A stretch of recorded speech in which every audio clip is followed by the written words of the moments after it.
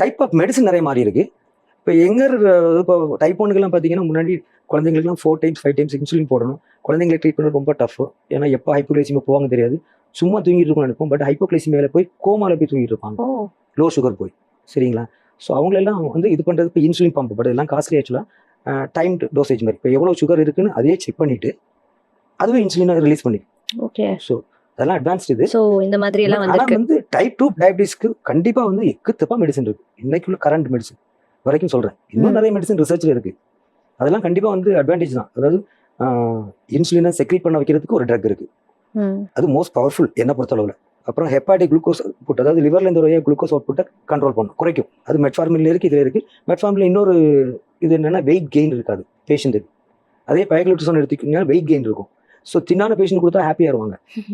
சரியா? நல்லா என்கிட்ட வந்து சரியாயிடுச்சு அப்படி. பட் பைக்ளூட்ரிசனால தான் வெயிட் ஏறிச்சுன்னு அவங்களுக்கு தெரியாது.